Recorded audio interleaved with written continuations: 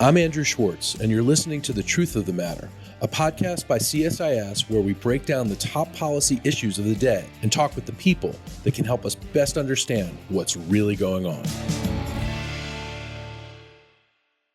To get to the truth of the matter about some of the internal politics in Syria and some of the groups that led to this latest overthrow of the Assad regime, we have with us my colleague Natasha Hall, who's at CSIS in our Middle East program as a senior fellow. Natasha is a real expert on Syria. If you've read the news or watched TV this week, you've seen her. Natasha, welcome to the podcast. Thanks so much for having me, Andrew. So I want to ask you off the start, how did this actually happen? It happened really fast. I think we all assumed that Assad was firmly in power, that this was a frozen conflict, but there had to be some rot within the Assad regime.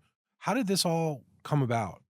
Yeah, I mean, it turns out that the Syrian regime was a house of cards that was being primarily propped up by outside actors, namely Russia, Hezbollah, Iran, and other sort of Iranian-backed militias. And if you took those away, it all fell apart. Of course, there's other aspects of this as well. It was a not so frozen conflict, I would say. There were still people sort of in limbo indefinitely in Syria's northwest enclave, which was not government controlled, and where this group Hayat Tahrir al-Sham was governing amongst other sort of militia groups. You still had over 1 million people living in camps in this area, and 2/3 of the population were forcibly displaced from other parts of the country. So you had these people that were still waiting to return home. And then on top of that, you had these sort of fruitless negotiations between Ankara and Damascus to sort of reconcile with President Erdogan and Turkey. They had been at odds throughout the Syrian civil war. And actually, the Kremlin was pushing for these negotiations and pushing for this reconciliation. And those negotiations, by reports, fell apart again early last month. And so I would have suspected that what happened is that Turkey kind of green-lighted this. It would have had to, just to sort of push the Assad regime in the right direction. And potentially Russia just thought maybe the rebels will take back a few villages or something and also push them in the right direction. I think it must have been a surprise to almost everybody that there was really no one left willing to fight for this regime. Did it surprise you that Assad fell so quickly?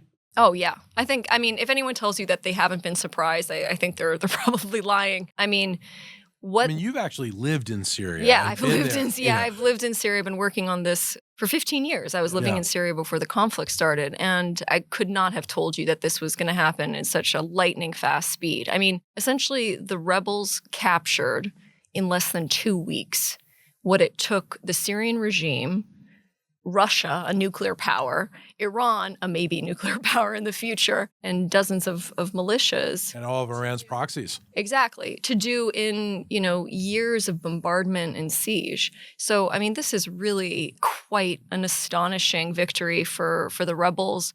And certainly there's various losers and external winners here as well. But no, it was quite shocking. And there's a lot of reporting on how this happened. Most likely in Aleppo city, there were sort of sleeper cells that came to life to aid this. There's also reporting that HTS intervened in a sort of a highly secure meeting. And as a result, sort of threw confusion in the air for a lot of the pro-regime groups. And then they just melted away. And then the momentum of that rebel offensive kicked off, rebellions in other parts of the country, in the southern part of the country and in the east. So it's really a stunning and historic moment that Syrians have been waiting for, but frankly, I don't think ever thought would come.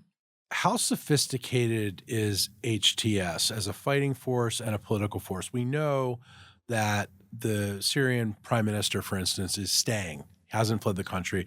He has said as recently as this morning, we're talking on December 9th in the afternoon, he wants to try to help with a smooth transition to power. What are some of the internal politics of this? And really, who is HTS? I mean, a lot of us are thinking this is Al-Qaeda or ISIS or some combination of both, and we're trying to hope for the best.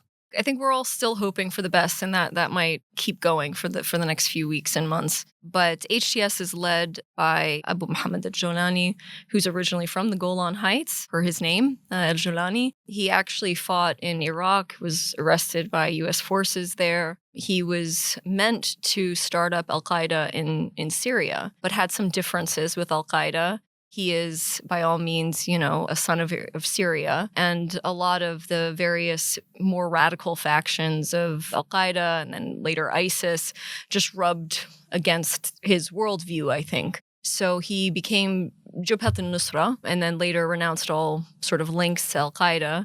That later became HTS, this kind of rebel group in the northwest that absorbed some of the fighters from other parts of Syria.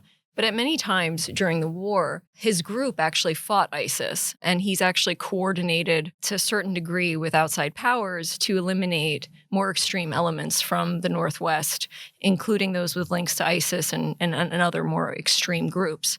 Now, all of that said, he is ruled with an iron fist in Northwest Syria. There were protests just a few months ago against him and his leadership because of people who had apparently died in HTS custody. But that said, it seems like they've learned from past mistakes, going by not just words but actions. When they moved into Aleppo City and other areas that are much more heterogeneous, religiously, ethnically, they reassured minorities. They maintained government employment there. So sort of the opposite of what we saw with de-Baathification in Iraq. And those sort of momentous mistakes accepted defections and amnesties for regime soldiers. So, I think so far so good on that side. And I can tell you, in speaking with people in these areas, some of them, even those who had been living in regime-controlled areas this whole time, have been brought in for counsel for whatever new local governance entities are created. Now, I'm not saying there's not challenges ahead in terms of power struggles, but right now we're seeing positive signs. The big thing that the United States and the UK and others can do is to really use this moment of strength, but also vulnerability on the part of HTS to extract major long-term concessions from them in terms of power sharing, but also how they treat minorities and others, external actors as well. I think the big mistake would be to sort of lift that designation without doing any of that.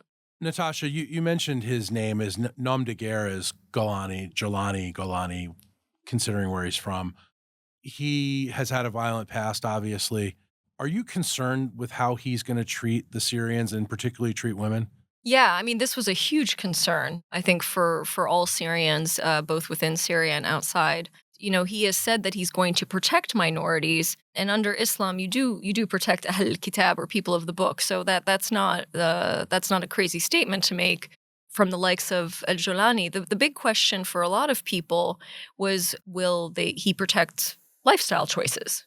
For those of the listeners that had never been to Syria, Syria is a quite open place. Damascus, especially parts of Aleppo, quite liberal as far as a lot of the Middle Eastern countries go. Aleppo was an artist city, wasn't it? Everywhere across the board. I ran an NGO called Art in Exile where I predominantly worked with Syrian and Syrian-Palestinian artists. So, this was really a hub of activity prior to the war.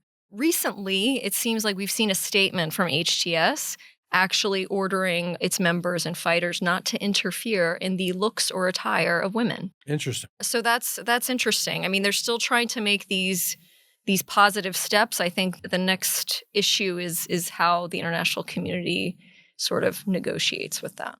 And this brings me to another question. The international community, of course, led by the United States is in a period of transition. The Biden administration's on the way out. The Trump administration's on the way in. I think so far they've both expressed differences in how they think the United States should address this. It's hard to assess an administration that doesn't exist yet, but it will shortly. What do you think the United States approach should be? Well, yeah, this is the big question because amongst the nominees, you have everyone from Tulsi Gabbard as the DNI who met with Bashar al-Assad to Marco Rubio, who's quite a hawk on Iran and potentially, I think, would want to have more influence over what happens in Syria. I would say that the United States probably needs to do no harm in this scenario, first and foremost. foremost of mind for me would be continued U.S. support to the SDF, the Syrian Democratic Forces that are primarily sort of Kurdish dominated in the northeast, because they guard ISIS prisons where there's still thousands of ISIS fighters. So the ongoing clashes that we've seen between Turkish-backed militias and the SDF are really concerning because it could kind of destabilize a really fragile situation. So I think first and foremost, deal with the ongoing attacks going on in northern and northeast Syria to stabilize that situation. I also think that the U.S. presence along Abu Kamal crossing between Syria and Iraq is really vitally important for security and to ensure that Iran cannot be a spoiler in all of this as well. And then I think in the long term, there really needs to be some kind of peace agreement between Kurds in Syria and Turkey, or there would just be continued cycles of violence for the foreseeable future. I mean, most pertinently right now, I think there needs to be an increase in aid. I mean, there are hundreds of thousands of people that are going to be wanting to stream back into Syria and go to their homes. And many of them don't have homes to go to or have been completely gutted and looted by regime forces previously. And we're in the middle of winter as well. So, all of that combined with the fact that the humanitarian appeal is only funded about 30% this year is really concerning. And so I think the international community and the Gulf states can come together to really assist with that. Now, again, reconstruction and further investments could also be another carrot for whoever governs Syria in the future. But I think those are the sort of the most immediate steps that need to be taken in order to avoid any immediate crisis. Natasha, this is really great insight. Really appreciate it. We're trying to understand this in real time, and I think you've really put your finger on a lot of the issues we need to understand. So thank you so much. Thanks so much for having me. If you enjoyed this podcast, check out our larger suite of CSIS podcasts. From Into Africa, The Asia Chessboard, China Power, AIDS 2020, The Trade Guys, Smart Women, Smart Power, and more. You can listen to them all on major streaming platforms like iTunes and Spotify. Visit csis.org/podcasts to see our full catalog